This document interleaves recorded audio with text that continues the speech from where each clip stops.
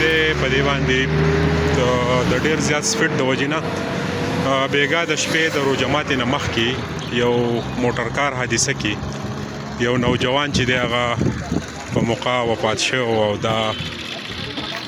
نن چې دی هغه ګاډی چې دی هغه کم ځای ته غورځېدلی او د هغې نه ریکور شو او دا تاسو ته ښیم چې د دې ګاډي سره څه شوي و دې کې ایربیګ هم ډزېدلی وي او ډېره لویه حادثه چې وه هغه راغلې وه دا هغه موټرونه دي کم چې د دې ګاډي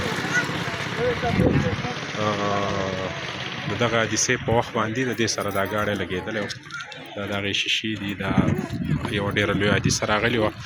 د پاړۍ دا روډ عموما په دې باندې ډېر زیات سپیډ کېږي د موټر سایکلو اکثر ګاډي چې دی هغه هم ډېر زیات سپیډ کوي نو دلته ډېرې زیاتې حادثې چې دي هغه راځي تیز رفتارۍ نه پرهیز پکار دی او عموما چې دی تیز رفتاري ډېر زیات نقصانونه کوي ډېر ځوانان د دې حادثې ښکار شو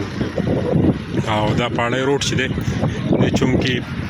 موټر سایکل سواره چې دي د جمعې په ورځ په دې باندې ریسونه کوي ګاډو والا هم نو دا تیز رفتاري چې دي دا باعث بیا ډېر زیات د خفګان صورتحال شي دي کې یو ډېر ښکلی نوجوان چې دی هغه بیګا وفات شوی د روجماتې نه لږه شېبه مخکې دا ګاډی چې دی دا د دوو موټرونو سره لګېدلی او ډېر زیات زوردار جټکه چې وه هغه دې له راغلې وه دا د پاړۍ روډ او ډریورانو له پکار دي چې لږه ګزاره کوي دا ماشومان هم په دې روډونو باندې او دغه کیمرې فوټیج کې هم دا ماشومان هم په هغه ټایم بچ شوي دي